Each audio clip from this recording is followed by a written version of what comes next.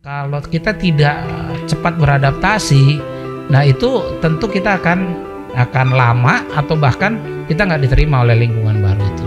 Itu yang disebut situational leadership. Nah kemudian belakangan ya memang PLN dalam transformasi gitu ya, kita harus transformational leadership juga gitu.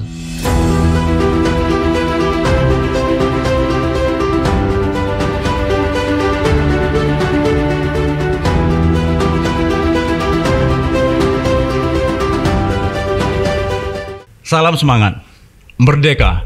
Hari ini tanggal 18 Agustus 2022. Kemarin tanggal 17 Agustus 2022 kita melaksanakan peringatan Hari Kemerdekaan Republik Indonesia yang ke-77.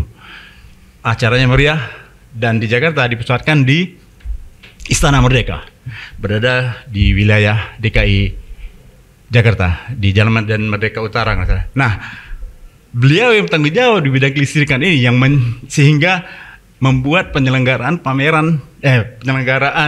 peringatan Hari Kemerdekaan itu berlangsung sukses adalah GM Jakarta Raya. Alhamdulillah beliau berkenan hadir di podcast kita ini, Bapak Dodi B. Pangaribuan. Apa kabar Bapak? Kabar baik, luar biasa. Assalamualaikum warahmatullahi wabarakatuh. Alhamdulillah, waalaikumsalam Bapak. Terima kasih Bapak. Nih ngobrol nih Pak. Bapak lahirnya di mana Pak?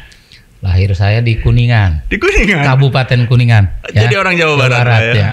Mantap. Dibesarkan di sana? Saya lahir besar sampai SMA di sana, kemudian sekolah di Bandung, kerja di Jakarta di PLN. Alhamdulillah. Nah, tampaknya kan karena Bapak nyebut PLN, berarti kelistrikan. Tampaknya sudah menjadi semacam inner di Bapak kaitan kelistrikan. Karena saya lihat S1 Bapak langsung memilih kelistrikan, di bidang kelistrikan, yaitu di Institut Teknologi Bandung ya Pak. Iya, betul. Gimana ceritanya kok bisa terjun ke bidang kelistrikan Pak?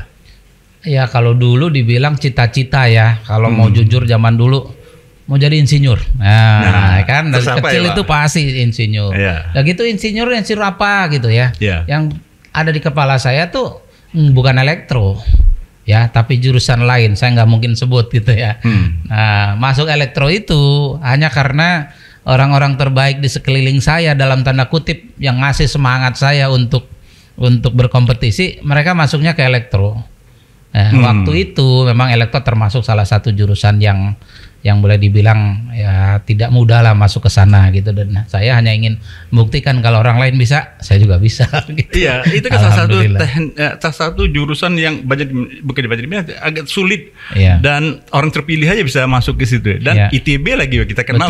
Betul. Ya. Nah, kok bisa masuk Pak? Saingannya waktu itu gimana Pak? Ya kalau motivasi banyak ya, kebetulan kakak saya juga yang nomor 2 masuk ITB ya. Kemudian teman-teman saya yang sama-sama belajar waktu SMA, mereka juga pengen masuk ITB gitu ya. Kemudian waktu itu saya masih ingat SMA itu ada guru-guru baru, boleh dibilang milenial lah gurunya gitu. Jadi baru lulusan dari IKIP di Bandung, kemudian diterjunkan guru-guru itu, dan mereka lah yang update informasi terhadap perguruan tinggi negeri yang terbaik pada waktu itu. Jadi kita juga di drill terus sama beliau-beliau ini gitu ya. Alhamdulillah gitu ya. Kita termasuk angkatan yang paling banyak waktu itu dari sekolah saya masuk ke ITB gitu ya. Tidak diniatkan, tapi masuk dalam kategori yang bisa melewati tes-tes untuk bisa masuk. Nah, selanjutnya Bapak S2-nya justru di bidang manajemen ya Pak ya? Iya, betul. Manajemen kaitan di HEC Montreal, Quebec, Kanada. MBA ini di energy management. Betul. Betul. Bagaimana itu ceritanya Pak? Nah, kalau itu memang kalau bisa saya cerita, salah satu alasan saya masuk ke PLN ya. Pertama tentu sesuai dengan jurusan saya, elektronya pun teknik tenaga listrik atau arus kuat zaman dulu bilangnya. Kemudian yang kedua, saya tahu waktu itu dapat informasi bahwa kalau di PLN dan beberapa BUMN yang lain memang bisa dapat kesempatan sekolah gratis ke luar negeri untuk S2. Nah, jadi mulai saya masuk ke PLN, saya masih ingat itu gaji saya 2 bulan pertama, saya izin sama ibu saya supaya masih bisa disangoni dikasih sangu ya. Terus saya izin gaji saya itu saya gunakan untuk ambil kursus TOEFL. Preparation test bahasa Inggris karena saya sudah punya cita-cita harus sekolah S2 di luar negeri.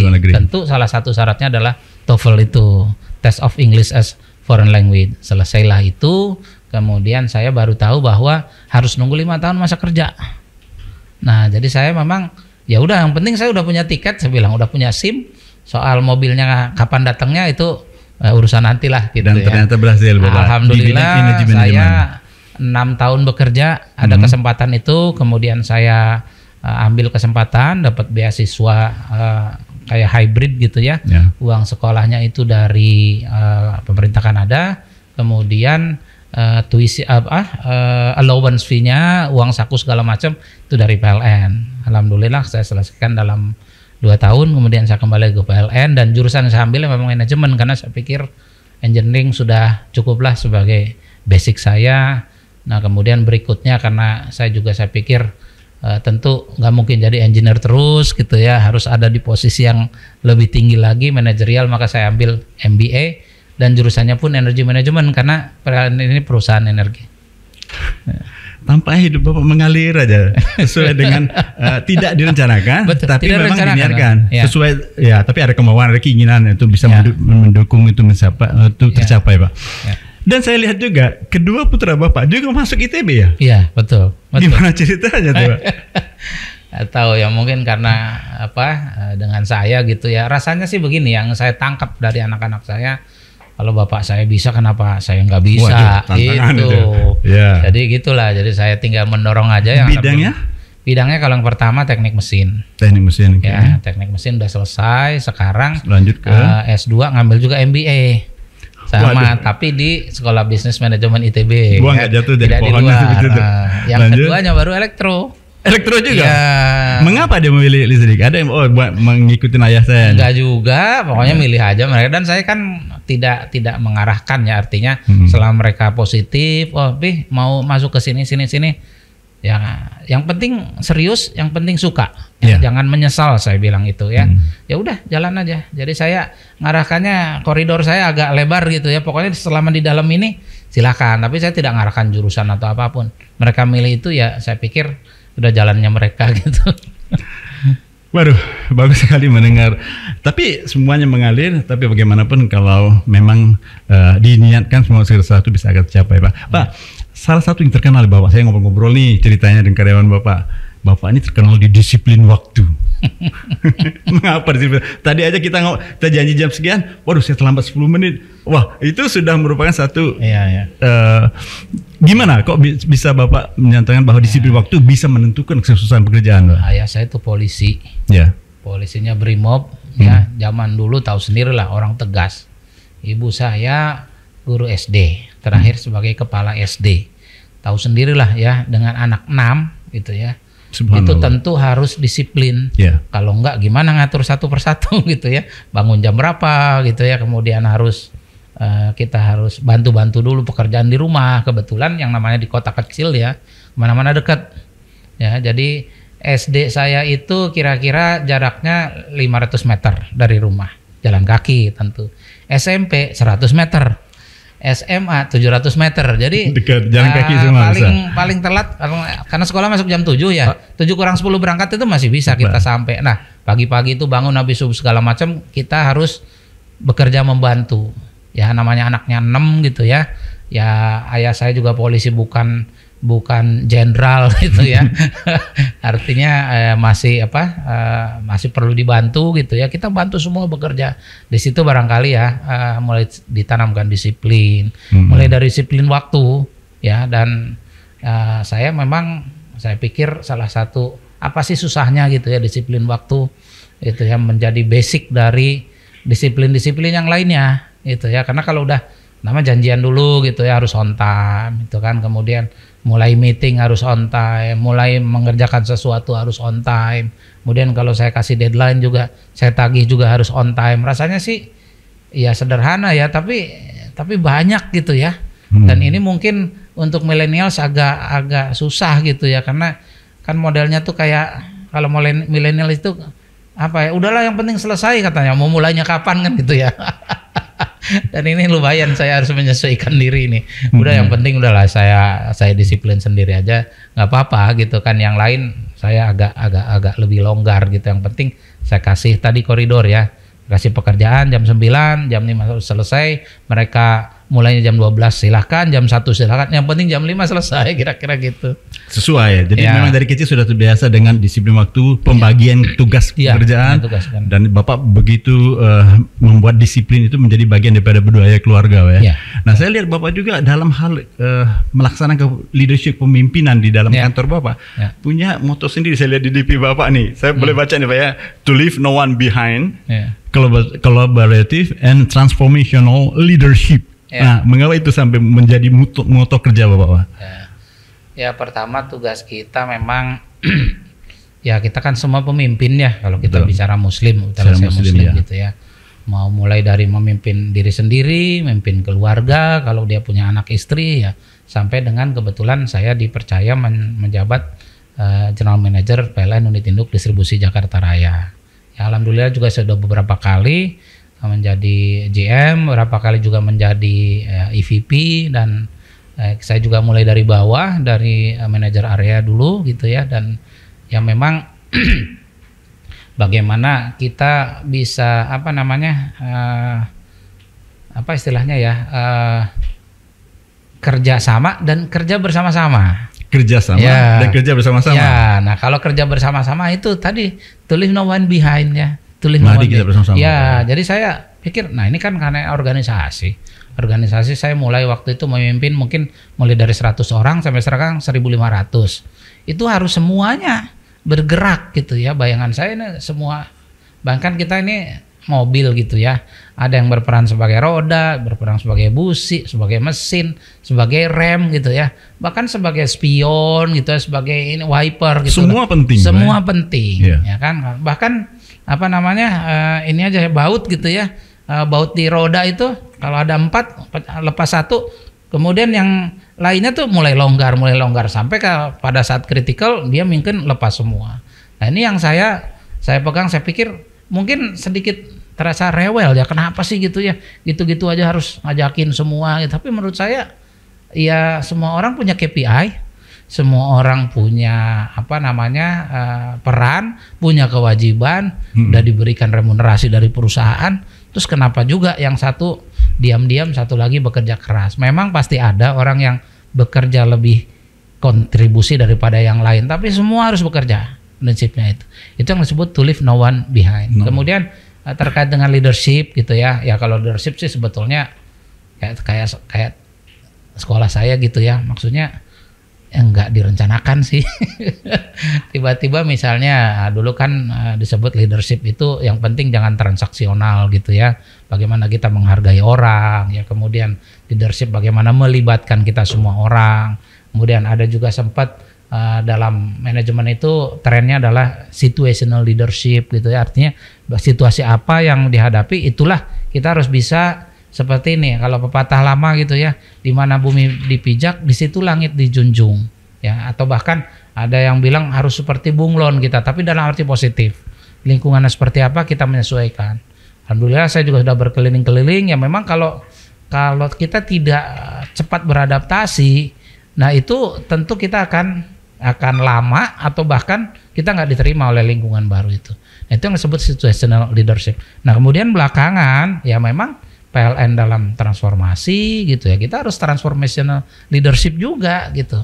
Bagaimana kita bisa membawa tim saya dari satu state ke state yang lain gitu ya. Dan itu kita transform. Kalau cuma berangkat saja satu state ke state yang lain mungkin bukan berarti transform, hanya kemajuan saja. Tapi kalau transform ini lumayan banyak gitu yang berubah. Dan alhamdulillah kan memang sekarang PLN sedang bertransformasi ya, kami juga menerjemahkan transformasi itu di unit kami ya. Alhamdulillah hasilnya sudah bisa dirasakan oleh semua ya. Berapa waktu yang lalu Pak Dirut juga kan menyampaikan keberhasilan PLN melalui masa-masa pandemi ini yang tadinya mungkin tidak diperkirakan, ternyata alhamdulillah ya PLN maju ya, profitnya juga terbaik sepanjang sejarah gitu ya. Kemudian listrik juga makin handal, pelayanan makin bagus, kita punya super apps namanya PLN Mobile, keluhan juga relatif turun ya alhamdulillah. Nah, jadi dengan leadership yang dicontohkan juga oleh BOD gitu ya, kita kemudian menyesuaikan, beradaptasi ya alhamdulillah ya. So far so good. Mantap. Lebih spesifik berkaitan karena ini berbicara tentang PLN, transformasi jenis apa? Apakah itu berkaitan dengan yang pilar-pilar Bapak katakan? Ya. Boleh secara spesifik bisa informasikan? Jadi transformasi PLN itu yang memang sudah digagas 2 atau 3 tahun yang lalu gitu ya. Itu ada 4 pilar ya. Pertama green, kemudian lean, inovatif dan customer focus. Ya, kalau green tentu ya sekarang go green gitu ya. Green, yeah. Nah, kemudian lean, bagaimana kita harus lebih efisien ya. Kadang-kadang kalau apalagi seperti pada waktu pandemi ya, kalau revenue itu relatif stagnan bahkan turun karena penjualan turun. Apa yang bisa kita lakukan supaya profitability-nya naik? Tentu cost-nya yang kita kendalikan ya. Dibuat kita harus turunkan, betul. Nah, itu masuknya ke dalam lean. Ramping ya, gitu. Betul, ramping, agile gitu ya, lincah gitu. Yeah. Nah, kemudian inovatif. Inovatif tentu ya, kita gimana mau agile, kita mau ramping, kita mau go green tapi nggak inovatif. Ya, inovatif itu artinya melakukan sesuatu yang sama sekali baru. Ya, kalau ingat apa yang disampaikan Einstein gitu ya. Insanity is doing the same thing while expecting different result. Ya, kalau kita ingin different result, ya harus beda juga dong caranya. Ya, itulah hanya bisa digali dengan inovatif. Ya, dengan inovasi-inovasi kita memberikan pelayanan yang lebih baik gitu ya. Kita bisa lebih efisien dan yang penting kita juga bisa memberikan customer experience yang lebih baik. Itu customer focus. Yeah. Ya, bagaimana kan at the end of the day kita ini yang namanya berbisnis, apalagi public services, public utility, ujung-ujungnya kan pelayanan juga. Yang menilainya itu pasti end user atau end customer. Kalau mereka bilang pelayanan PLN sembarangan, ya kita harus terima itu. Kemudian kita periksa apa iya apa enggak. Kemudian kita lakukan perbaikan-perbaikan. Bagaimana juga sekarang kita memberikan kemudahan kepada pelanggan kita untuk apapun ada di namanya super apps. Ya, mulai dari komplain kan biasanya pengen komplain dulu bisa nih. Di situ, ya. Ada tinggal di ini di apa namanya di gadget di handphone. Tolong sebutkan aplikasinya apa? Namanya PLN Mobile. Ya, jadi bisa di-download di Play Store, di ya. iOS, kemudian di Play Store gitu ya. Kemudian di sana kita bisa daftarkan akun, daftarkan nomor ID pelanggan. Di sana kita bisa melihat historical pemakaian listrik, melakukan pembayaran rekening listrik, kita melakukan penyampaian komplain, kita melakukan tracking, sama seperti kalau kita pesan sesuatu online. Oh, ini petugas kita udah berapa menit lagi sampai di rumah. Sampai kepada nanti kita atau pelanggan ini bisa diberikan kesempatan untuk melakukan penilaian atau rating. Ya, bintang 1, 2, 3, 4, 5. Ya. Dan banyak lagi, misalnya untuk pemilik mobil kendaraan listrik bisa tahu di mana bisa ngisinya. Ya, kemudian ada fitur aplikasi listrik, charge in. Kemudian juga kalau pelanggan punya gangguan di rumah yang bukan kewenangan PLN, itu juga kita ada fitur listrikku untuk memanggil instalatir. Pokoknya semua deh, ya. Waduh, saya sebenarnya ingin bertanya nanti Pak tentang EV ya, electric vehicle, kendaraan listrik ya Pak. Ternyata di aplikasi mobile apps ini PLN ini sudah ada itu ya. Sudah ada fitur EV charging. Siap, mantap. Nah, karena berkaitan itu pernah Pak mengatakan Jakarta ini smart electric city. Iya. Nah, kaitan dengan electric city itu yang dimaksud itu apa? Ya, ini sebetulnya salah satu terjemahan kami terhadap, jadi gini, kalau kami ini atau unit induk distribusi atau wilayah ini kan yang pertama sebagai wakil dari manajemen PLN yang ada di provinsi, kemudian yang kedua sebagai partner dari pemerintah provinsi. Artinya kami harus bisa menerjemahkan aspirasi ya dari PLN pusat, tentu karena kami unit bawahan dari PLN pusat, kemudian sebagai kompatriot atau partner dari Pemda atau Pemprov. Nah, ini kita terjemahkan. Nah, tadi dari PLN sendiri, dari manajemen PLN kita punya transformasi, kemudian dari Pemprov DKI punya yang namanya waktu itu Jakarta Smart City.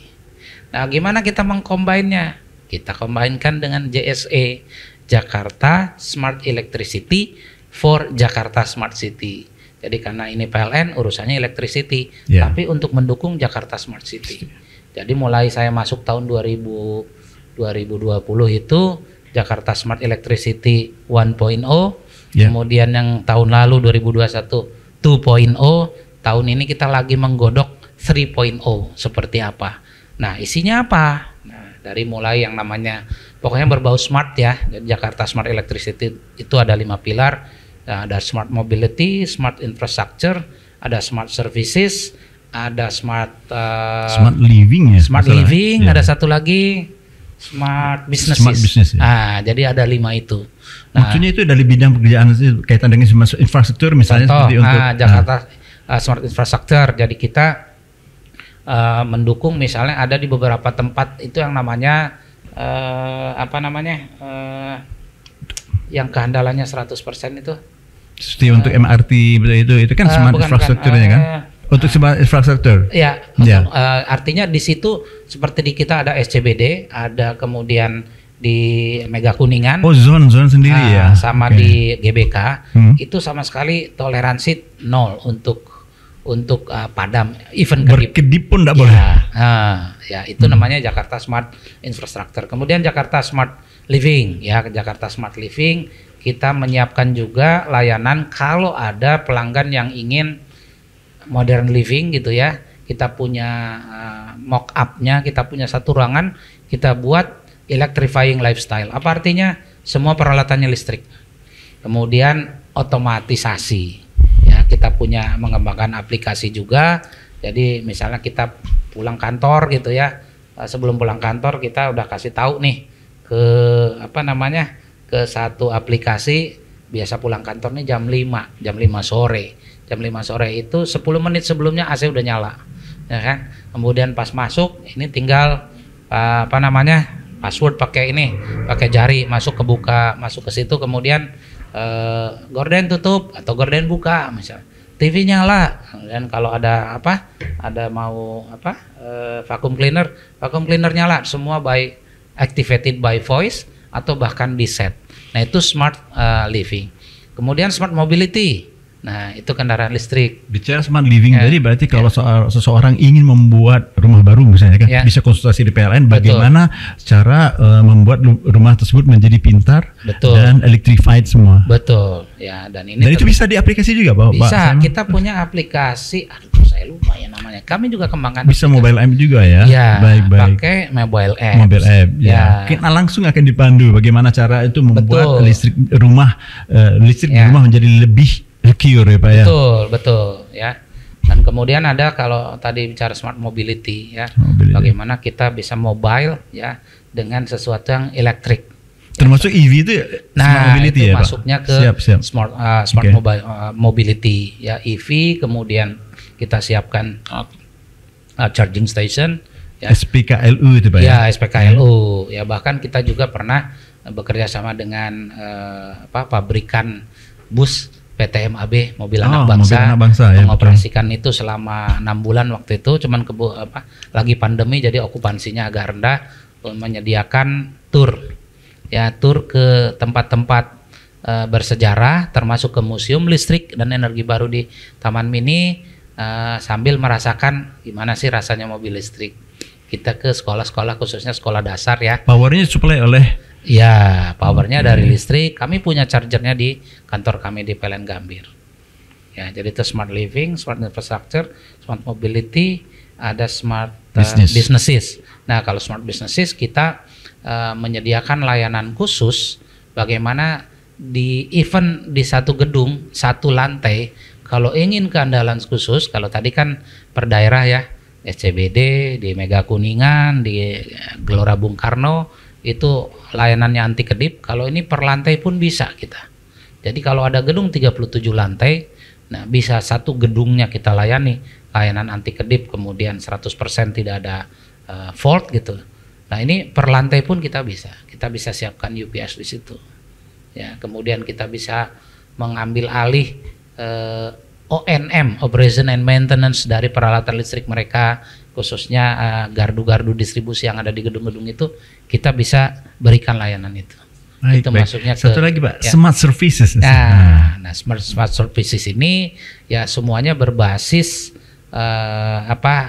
smart smart lifestyle gitu ya. Nah, bagaimana kita bisa menyediakan layanan ini berbau digital, termasuk tadi dari aplikasi PLN Mobile. Ya, bagaimana sekarang orang kalau mau komplain ke PLN itu tidak melalui telepon, orang kan malas mungkin, ya tinggal ngetik aja di sini gitu ya. Fitur apa masuk ke sana, kemudian bisa kita tracking.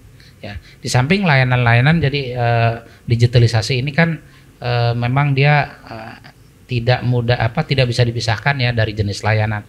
Mulai cara melayaninya sampai jenis layanan seperti tadi. Di samping itu kita juga ada layanan-layanan premiumisasi. Jadi pelanggan ini bukan hanya reguler saja, tapi ada layanan premiumnya mulai dari bronze, kemudian mulai dari silver, kemudian gold, platinum, sampai kita diamond. Nah, itu berbagai layanan ini semacam segmentasi atau diferensiasi yang tentu ada harga ada rupa. Jadi itu bagaimana cara untuk satisfy customer. Betul. Ya? Dan itu kita lakukan itu berdasarkan survei ya, bukan satu arah. Ya, makanya kalau saya iseng sama teman-teman bilangnya palu gak ada, apa lu mau gua ada. Apa sih maunya apa? Nah, kita siapkan. Sekarang nggak bisa lagi kita mendikte layanan dari PLN ke customer, tapi apa sih yang mau customer kita bisa layani. Istilahnya apa lu gak ada. Pak, karena banyaknya beban listriknya saat ini ke masyarakat, apalagi sekarang Bapak tadi bicara tentang smart electricity, artinya kita menuju semua hal dalam kehidupan kita basisnya adalah penggunaan listrik. Ngomong-ngomong, saat ini berapa Pak paling tinggi beban listriknya kalau di Jakarta Pak? Di Jakarta sih kita alhamdulillah ya, memang waktu pandemi itu sempat turun, tapi sekarang sudah rebound, artinya beban di bulan April 2022 ini sudah tertinggi Jakarta ini selama PLN berdiri di Jakarta. Besarnya 5.400 megawatt. Sudah tinggi Pak ya. Sempat turun ke 3.500-an pada waktu pandemi. Sekarang sudah rebound ya, sekolah-sekolah sudah offline, perusahaan-perusahaan sudah buka lagi, perusahaan buka, hotel-hotel juga sudah mulai naik, dan dari total kemampuan tuh kalau Jakarta only 8.000 megawatt. Jadi kita masih punya cadangan 2.600 megawatt, dan itu harus saya kapitalisasi, maksudnya harus saya jual itu. Berarti masih banyak kemungkinan untuk bisa supply, Pak ya. Betul, jadi nggak usah khawatir ya, berapapun kita layani kalau ada kebutuhan. Ya. Nah, kaitan dengan bicara green, Pak, bicara tentang keadaan kendaraan listrik sekarang, apa kesiapan daripada PLN DKI Jakarta, karena banyak pengguna listrik, kendaraan listrik itu di Jakarta kan, Pak? Betul, nah, bagaimana untuk ini? Apakah ada kiat khusus atau macam apa yang menjadi strategi, Pak? Ya, kalau bicara kendaraan listrik, memang PLN diberikan mandat oleh pemerintah ya melalui Perpres 55 tahun 2019 untuk menjadi pionir ya. Jadi karena sebelum itu ya ini seperti seperti telur dengan ayam ya, mobilnya dulu baru infrastruktur pengisiannya atau EV charger, ataukah EV charger disediakan dulu di banyak tempat, kemudian mobilnya menyusul jadi banyak. Nah kan daripada seperti itu, udahlah PLN berpikir udah nggak apa-apa, mobil baru sedikit, kita siapkan SPKLU ya. Ini juga sekaligus mendorong supaya, karena orang anggapannya bahwa kendaraan listrik itu harus kayak kendaraan bensin, pom bensinnya banyak, padahal lupa orang bahwa dengan memiliki kendaraan listrik kita justru sekaligus memboyong pom bensin ini ke rumah. Kan bisa ngecas di rumah. Kalau mobil bensin mana ada sih? Kita nyiapkan jerigen gitu loh, isinya berbahaya, pertalite atau apa gitu ya, bahaya gitu. Udah nggak musim lagi, mungkin zaman dulu di perkampungan ya. Kemudian ngecasnya di rumah gitu ya, kita siap punya waktu banyak. Memang orang kan pulang rata-rata berapa sih kalau di Jakarta, mungkin jam 11 jam 12 gitu ya, sampai rumah masih bisa ngecas sampai jam 5 pagi. Dan kita sediakan insentif diskon 30%. 30% untuk? Kalau ngecas di atas jam 10 malam sampai dengan jam 5 pagi. Coba kurang baik gimana PLN.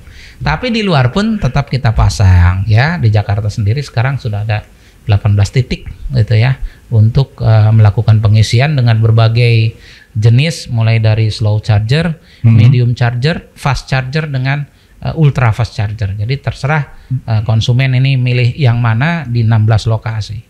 itu di Jakarta sudah siap. Sudah ada 16 lokasi. 18 maaf. 18 lokasi. Udah berapa unit Pak SP kalau sudah terpasang saat ini? Kalau masing-masing unit itu kalau 18 lokasi sekitar 50 ya. Sudah ada 50 apa namanya? Itu ya. 50 nozzle ya. Betul. Iya. Betul.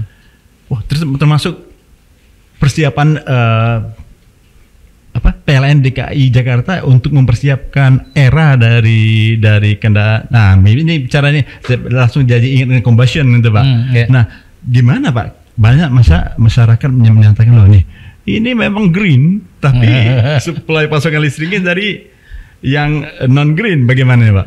Ini pertanyaan menarik ya, sering sekali saya mencoba menjawab ya dengan fakta gitu ya, bahwa sekarang coba kita lihat pengendalian emisi kendaraan bahan bakar bensin apakah sudah berjalan ya.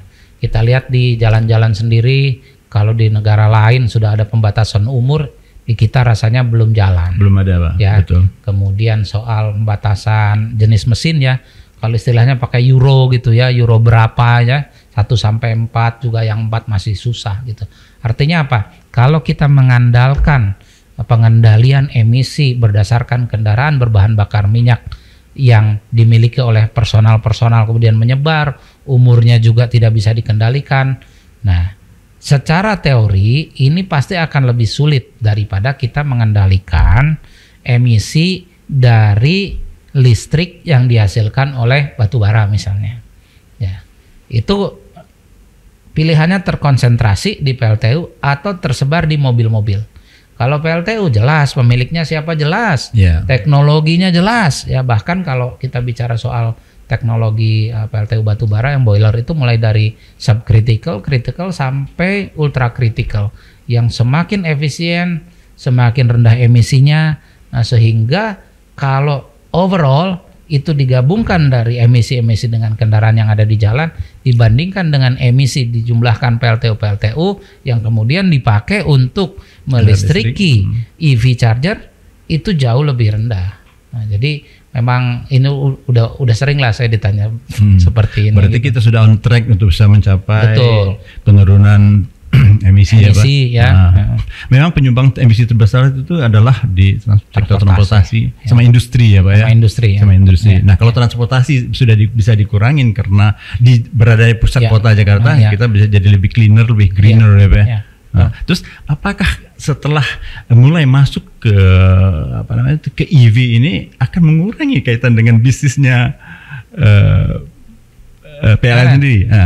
Enggak, kalau PLN ya pertama diberikan mandat, kedua justru ini peluang buat PLN.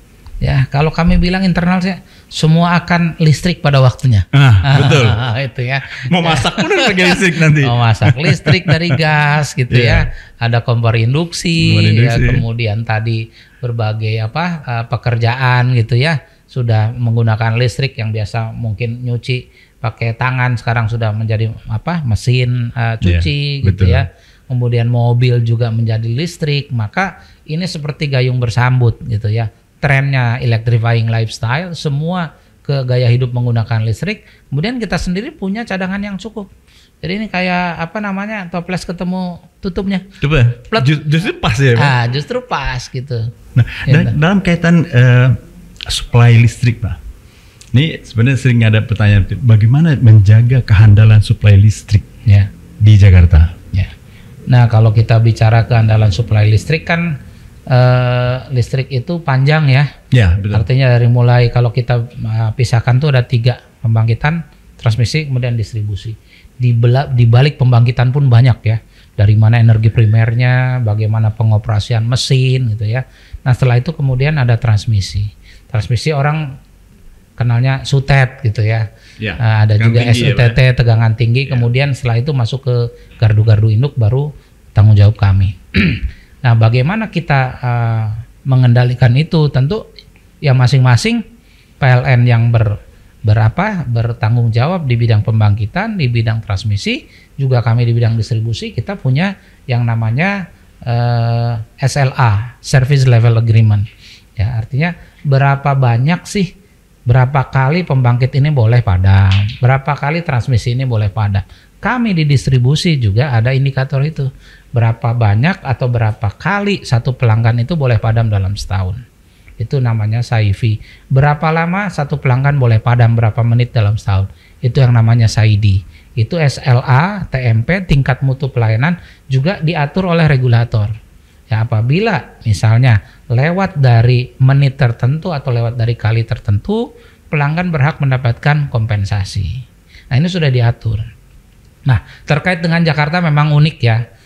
Jakarta ini kami melayani apa yang disebut dengan, kalau pelanggan itu mungkin Pak Irwan tahu ya, ada namanya R1, bukan? Ada R1 itu 450 watt. Oke, ya. Ya, sampai dengan RI1 di istana. Jadi mulai R1 jadi RI1 ya kan. Ada istana ada di tempat kami. Ya kan. Ya, di antaranya pun banyak sekali ya, mulai dari kantor-kantor perwakilan, duta besar ya, kemudian objek-objek vital. Jadi wajahnya Indonesia, wajahnya pelayanan. Ya. Jadi bahkan juga kami kalau mau benchmark gitu ya antara PLN dengan PLN yang di luar negeri, itu sebetulnya kalau mau jujur yang di benchmarknya itulah misalnya Jakarta dengan Kuala Lumpur, Jakarta dengan Singapura, jangan Indonesia dengan Singapura. Itu kan terlalu kecil gitu ya Singapuranya. Tapi antara kota-kota itu, alhamdulillah kita nggak ketinggalan. Dan memang karena Jakarta menjadi wajah pelayanan PLN, menjadi jendela layanan, ya kita memang infrastruktur kita sudah sangat-sangat mumpuni. Kita juga selalu up to date dari segi teknologi, tingkat kompetensi dari sumber daya manusianya juga sudah mumpuni, dan semua sudah tahu bahwa yang dilayani ini sangat-sangat strategis. Alhamdulillah dengan dukungan dari para BOD di PLN Pusat beserta seluruh EVP-nya, resources diberikan kepada kami, yang tinggal kami di sini mempertanggungjawabkan itu. Dan salah satu dari hasilnya adalah alhamdulillah kemarin perayaan 17 Agustus ya, mulai dari pidato kenegaraan di MPR, DPR, kemudian malam renungan suci di Kalibata tanggal 16 malam, tengah malam, sampai dengan upacara penaikan bendera, penurunan bendera. Alhamdulillah tidak ada halangan berarti. Tentu ini juga berkat kerja keras teman-teman semua di WD Jaya dan doa dari para stakeholders dan pelanggan kami semua.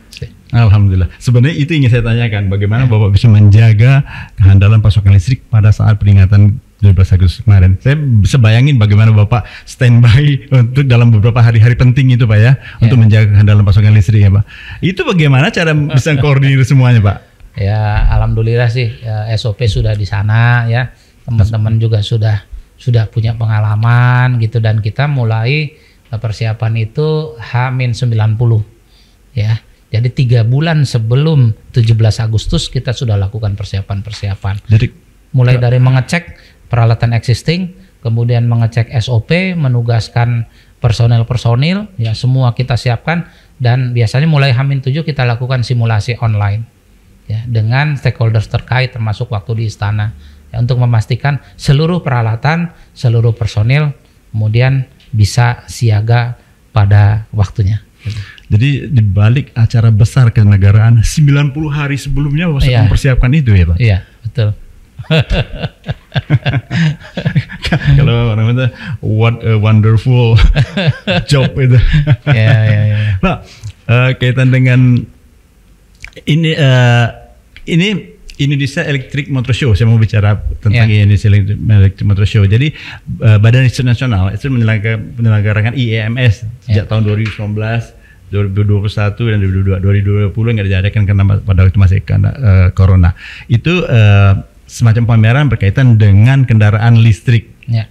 Dan tahun 2019 memang waktu itu masih zaman Pak Iksan nggak salah ya. 2019 ya. Dia membuat sebuah acara juga di IEMS. Nah, Indonesia Electric Motor Show.